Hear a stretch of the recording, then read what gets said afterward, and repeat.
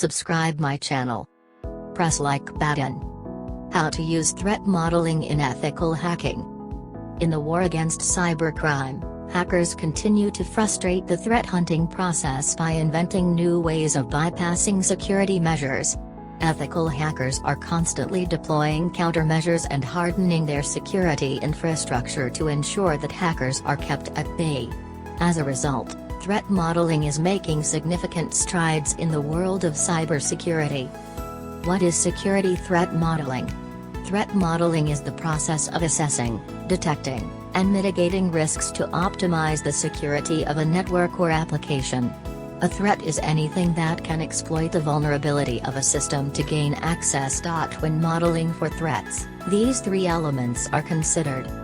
Assets: this is a system's infrastructure that can be compromised by an attack.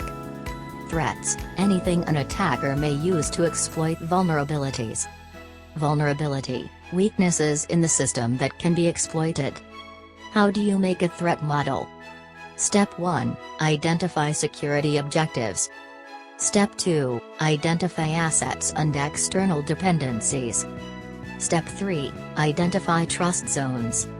Step 4. Identify potential threats and vulnerabilities. Step 5. Document the threat. Why is threat modeling important?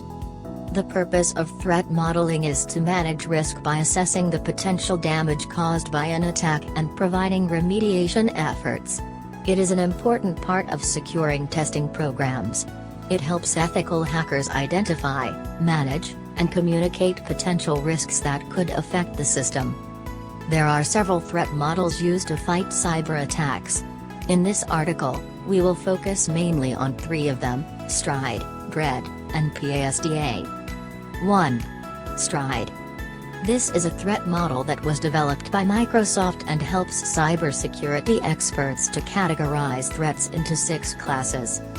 Spoofing: when an attacker disguises themselves as another person or changes their MAC address to match a whitelisted MAC address. Tampering: manipulation of data for malicious gains.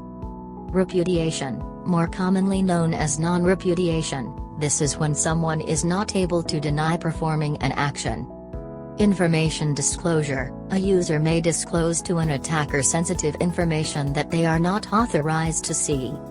Denial of service: hackers devise methods to deny users access to a service by overloading a server with ping requests in exchange for money from the organization.